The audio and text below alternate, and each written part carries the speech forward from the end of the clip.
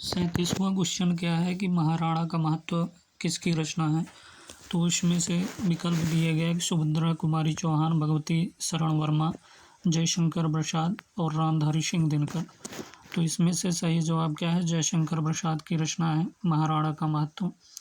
देखिए महाराणा का महत्व जो है जयशंकर प्रसाद की रचना है। जयशंकर प्रसाद छायावाद के प्रमुख कवि हैं। इनकी अन्य महत्वपूर्ण कृतियां उर्वशी है, वनमिलन, प्रेम राज्य, अयोध्या का उद्धार, सुखोच्चवास, बब्रुवाहन, कानन कुसुम, प्रेम पथिक, चित्राधार, झरना, आंसू लहर, कामायनी। और सुभद्रा कुमारी चौहान की रचना कौन कौन सी है, तो प्रमुख काव्य कृतियाँ हैं झांसी की रानी, त्रिधारा, मुकुल।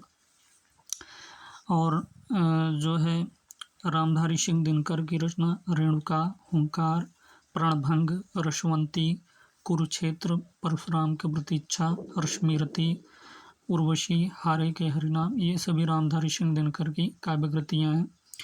भगवती चरण वर्मा क्या है, मुख्यतः कथाकार के रूप में चर्चित हैं। इनके प्रमुख उपन्यास हैं पतन, चित्ररेखा, 3 वर्ष, टेढ़े मेढ़े रास्ते, भूले बिसरे चित्र, सामर्थ्य और सीमा आदि। अगले क्वेश्चन की बात करेंगे। 38वां क्वेश्चन है कि मैं कल्पना के सत्य को सबसे बड़ा सत्य मानता हूँ, किसके विचार है। सुमित्रानंदन पंत का है, रामविलास शर्मा, आचार्य कुंतक, श्रीनिवास दास। तो मैं कल्पना के सत्य को सबसे बड़ा सत्य मानता हूँ, किसके विचार हैं, सुमित्रानंदन पंत के का विचार है।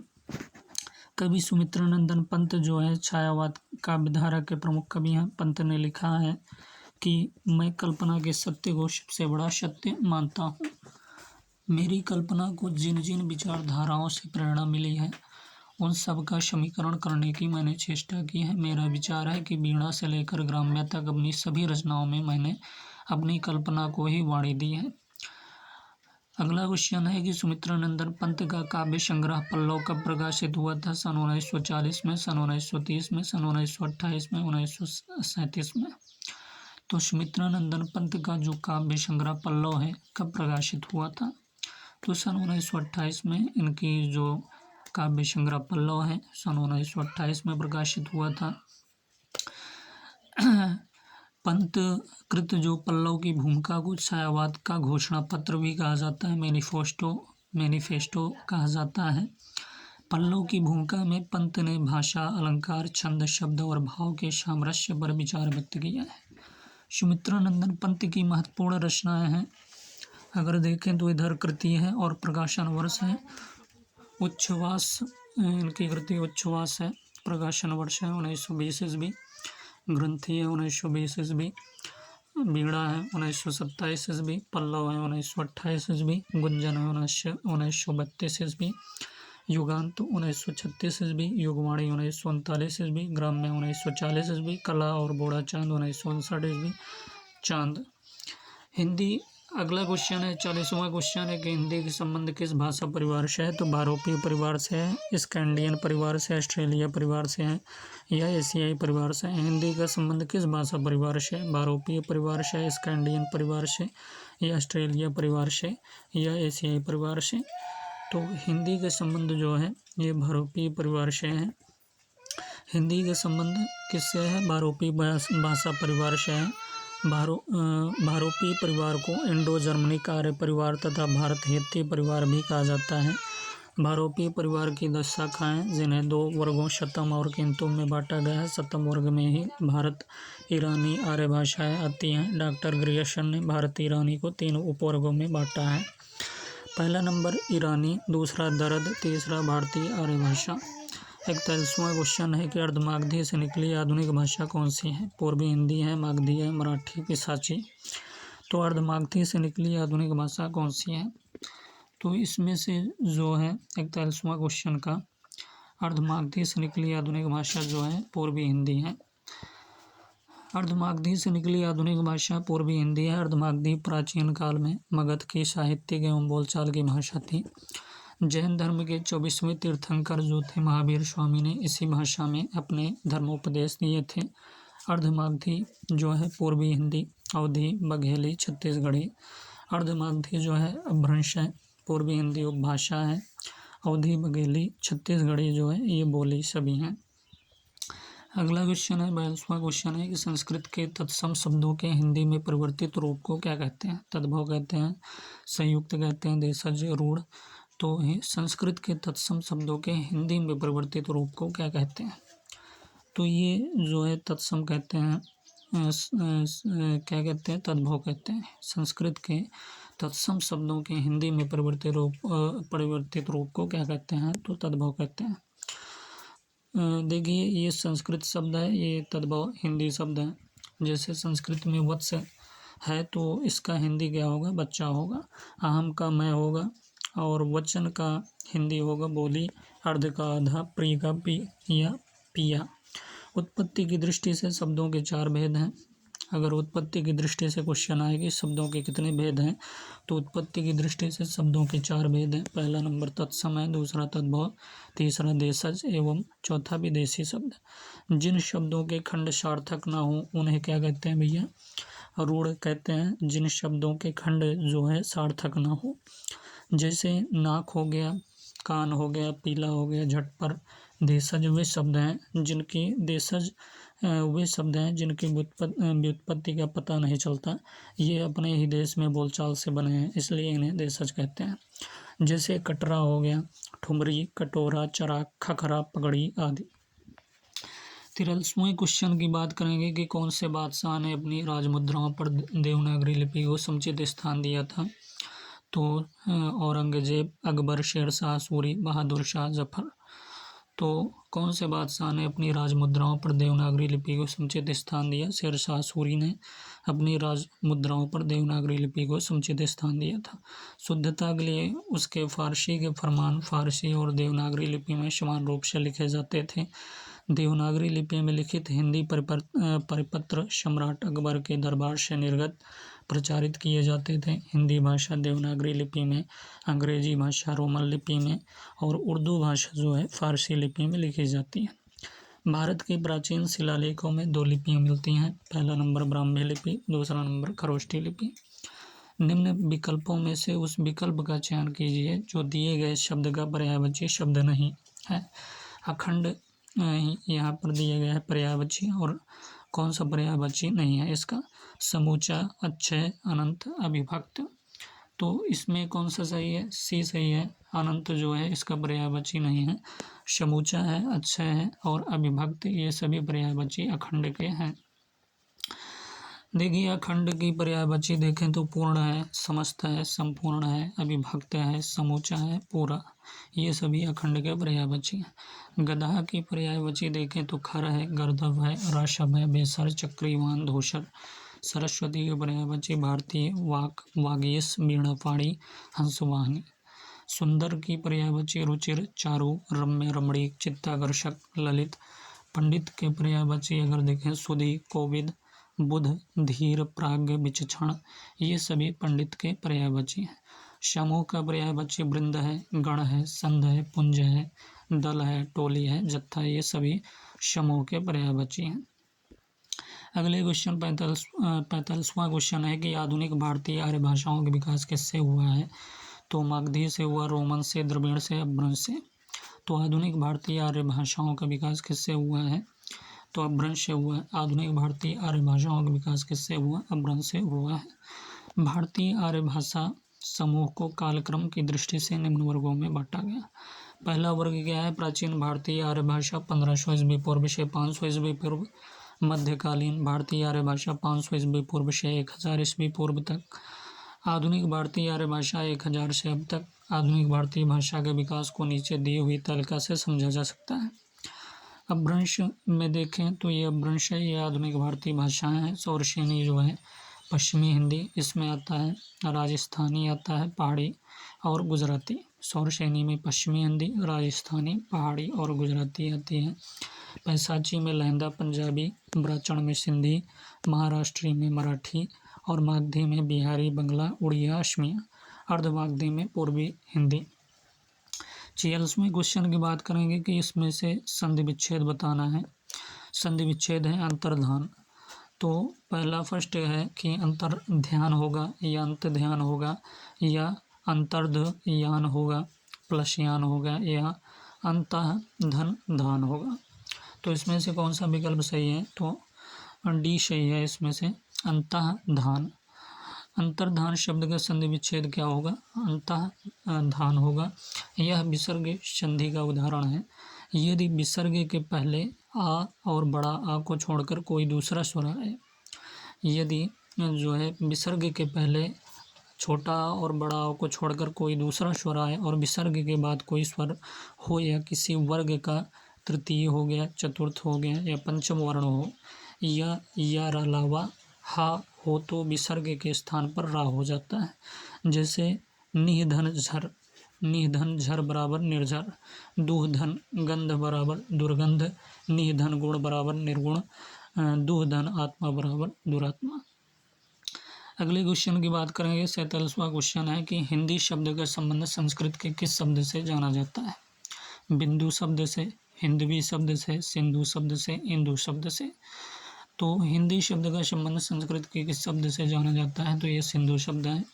हिंदी शब्द का संबंध जो है संस्कृत के सिंधु शब्द से माना जाता है। सिंधु जो है नदी के आसपास की भूमि और वहाँ रहने वाले लोगों को सिंधु कहा जाता था। कालांतर में ईरानी भारत के अधिकाधिक भागों से परिचित होते गए और उनके द्वारा यह शब्द हिंदू उच्चारित होने लगा। यूनानी शब्द जो है इंडिका और अंग्रेजी शब्द इंडिया को इसी हिंदी का विकसित रूप कहा जा सकता है। हिंदी का में का अक्षर का लोप होने से हिंदी शब्द बनकर सामने आया। अगला क्वेश्चन है कि 48वां क्वेश्चन है कि खड़ी बोली हिंदी का उद्भव किस अपभ्रंश से हुआ है? पैसाची से, मागधी से, अर्धमागधी, सौरसेनी। तो खड़ी बोली हिंदी का उद्भव किस अपभ्रंश से हुआ है, यह क्वेश्चन है। तो डी सही है, सौरसेनी से हुआ। खड़ी बोली हिंदी का उद्भव सौरसेनी अपभ्रंश से हुआ है। खड़ी बोली जो है अनेक नामों से अभिहित की गई है, यथा हिंदुई, हिंदवी, दक्खनी, रेखता, हिंदुस्तानी, हिंदुस्तानी आदि, हिंदुस्तानी और हिंदुस्तानी आदि। डॉक्टर ग्रियर्सन ने इसे वर्नाक्यूलर हिंदुस्तानी तथा डॉक्टर सुनीत कुमार चटर्जी ने इसे जनपदी हिंदुस्तानी का नाम दिया है। खड़ी बोली हिंदी की 5 उपभाषाएं और 18 बोलियां शामिल हैं। उपभाषाएं देखें और बोलियां देखें तो पश्चिमी हिंदी में खड़ी बोली जिसे कौरवी कहा जाता है, ब्रजभाषा, बुंदेली, हरियाणवी, कन्नौजी। पूर्वी हिंदी में दूसरा नंबर पूर्वी हिंदी की आती है। इसमें अवधी, बघेली, छत्तीसगढ़ी, जिसका ट्रिक है ABC, मतलब ए से अवधी, बी से बघेली, सी से छत्तीसगढ़ी। तीसरा नंबर है राजस्थानी हिंदी, मारवाड़ी, जयपुरी, मेवाती, मालवी, ये सभी राजस्थानी हिंदी में आते हैं।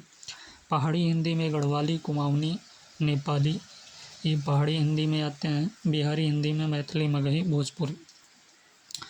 49वां क्वेश्चन है कि भाषा का निर्माण होता है मौन ध्वनियों से, अव्यक्त ध्वनियों से, व्यक्त ध्वनियों से, मूक ध्वनियों से। तो भाषा का निर्माण किससे होता है?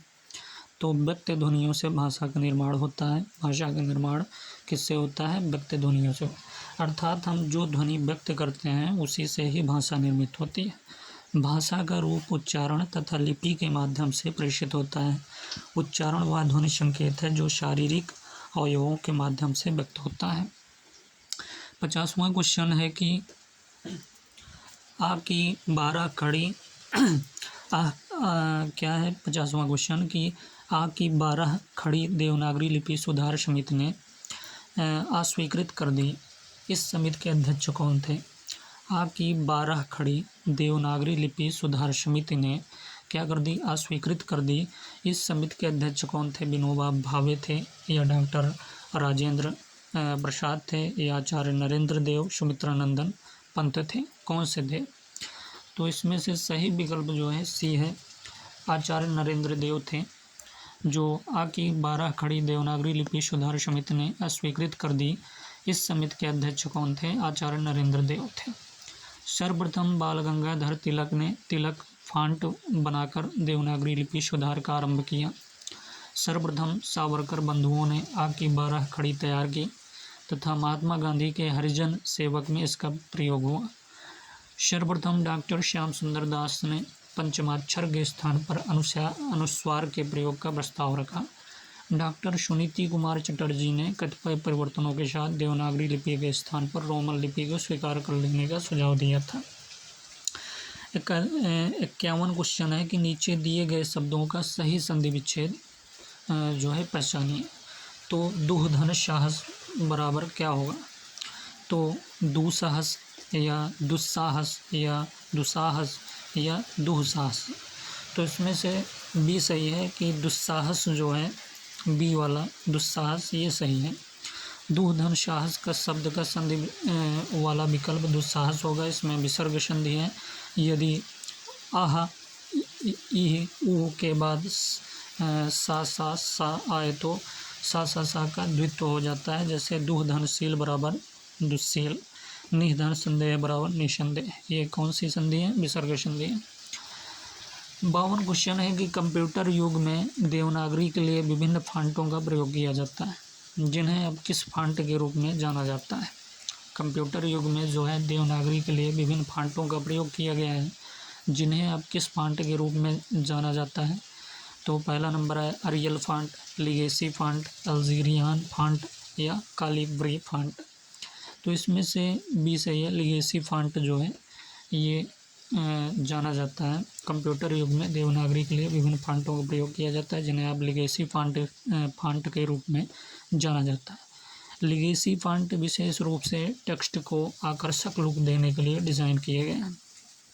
लिगेसी फांट चुने जाने पर अंग्रेजी कीबोर्ड से टाइप किया गया कोई भी टेक्स्ट हमें हिंदी में दिखाई देता है। 53वां क्वेश्चन है कि इस लिपि को पवित्राक्षर या बीजाक्षर भी कहते हैं। इस लिपि को क्या कहते हैं? पवित्राक्षर या बीजाक्षर भी कहते हैं। कौन सी लिपि है? तो पहला नंबर हीरोग्लिफिक लिपि है, या दूसरा नंबर देवनागरी लिपि, तीसरा नंबर दक्षिणी शामी लिपि या फारसी लिपि। तो किस लिपि को पवित्राक्षर या बीजाक्षर भी कहते हैं?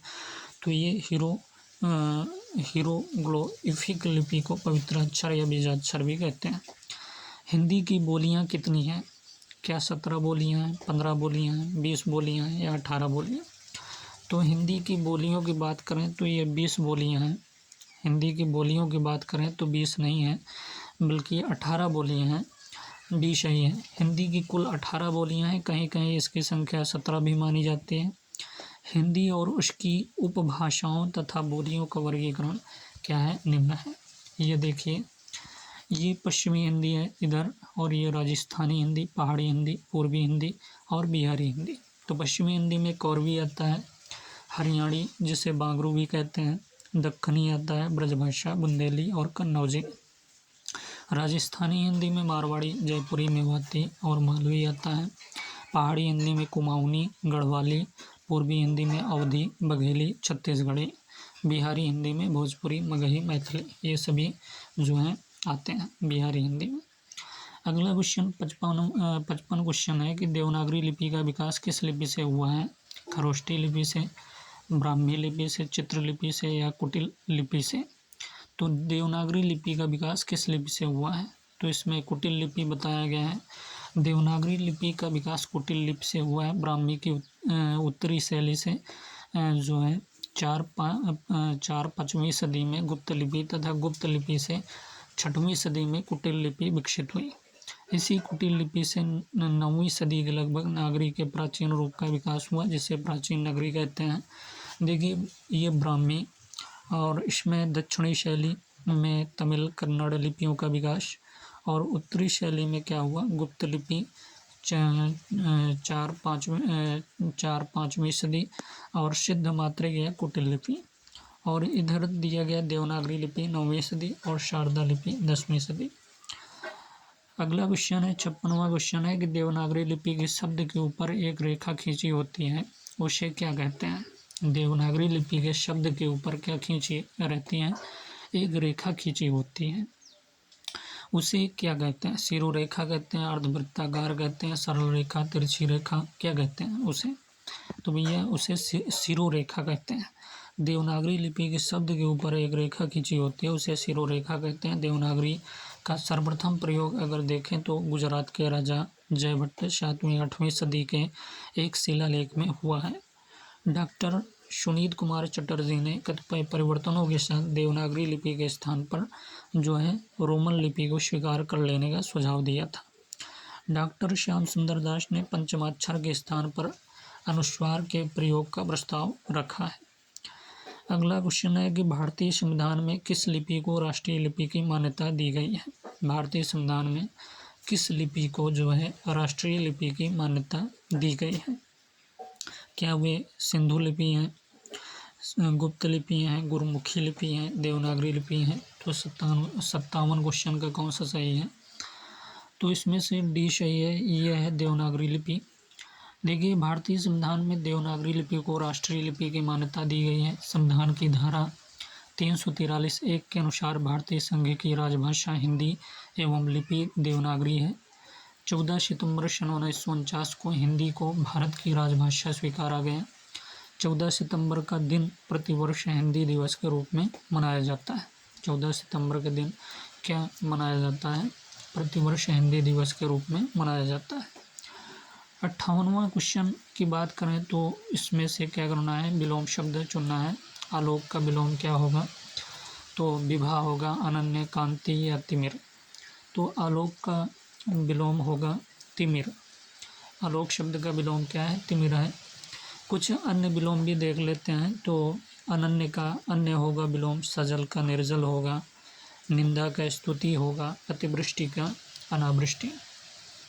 59वें क्वेश्चन की बात करेंगे कि दक्षिण भारत में देवनागरी लिपि के प्रचार का समय क्या था। ईसा की 12वीं सदी, ईसा की 10वीं सदी, ईसा की 8वीं सदी या ईसा की 7वीं सदी। तो दक्षिण भारत में देवनागरी लिपि के प्रचार का समय क्या था, तो ये है ईसा की 8वीं सदी। दक्षिण भारत में देवनागरी की लिपि के प्रचार के समय ईसा की 8वीं सदी था। देवनागरी लिपि के नाम के विषय में अनेक मत हैं जो निम्न है। पहला नंबर, प्रसिद्ध बौद्ध ग्रंथ ललित विस्तार में वर्णित नाग लिपि से नागरी नामकरण हुआ। प्रसिद्ध बौद्ध ग्रंथ ललित विस्तार में वर्णित नाग लिपि से नागरी नामकरण हुआ। दूसरा नंबर है कि पाटलिपुत्र को नागर और चंद्रगुप्त को देव कहने के कारण देवनागरी नामकरण किया गया। तीसरा मत क्या है कि गुजरात के नागर ब्राह्मणों के नाम पर नागरी नाम पड़ा। गुजरात के नागर ब्राह्मणों के नाम पर नागरी नाम पड़ा। चौथा है कि डॉक्टर धीरेन्द्र वर्मा के अनुसार मध्य युग के स्थापत्य की एक शैली का नाम नागर होने से नागरी नाम पड़ा। 60 क्वेश्चन है कि ब्राह्मी लिपि की उत्पत्ति चीनी लिपि से हुई है, ऐसा किस विद्वान का विश्वास है। 60वां क्वेश्चन क्या है कि ब्राह्मी लिपि की उत्पत्ति जो है चीनी लिपि से हुई है, ऐसा किस विद्वान का विश्वास है। फ्रेंच विद्वान कुपेरी का, डॉक्टर अल्फ्रेड मूलर का, गौरीशंकर ओझा का या डॉक्टर प्रजिलुस्की का। तो ये फ्रेंच विद्वान कुपेरी जो हैं इन्होंने माना था कि ब्राह्मी लिपि की उत्पत्ति जो है चीनी लिपि से हुई है। तो देखिए विद्वान है और इनकी मान्यता क्या है। जगत मोहन वर्मा ने मान्यता है कि वैदिक चित्रलिपि से उत्पन्न हुई। जगत मोहन वर्मा का मान्यता है कि वैदिक चित्रलिपि से उत्पन्न हुई। डॉक्टर राजबली पांडे का मान्यता है कि सिंधु घाटी लिपि से उत्पन्न हुई। अगर देखें डाउशन, कनिंघम या लसन के अनुसार तो आर्यों की पुरानी चित्रलिपि से उत्पन्न हुई। डॉक्टर बूलर की बात करें तो डॉक्टर बूलर, डॉक्टर डेविड डिरेंजर की बात करें तो उत्तरी सीमा से उत्पन्न हुई, या टेलर डीके कैनम की बात करें तो दक्षिणी सीमा से उत्पन्न हुई, और बेबर बेनफे जेनसन की बात करें तो फोनेसी से उत्पन्न हुई।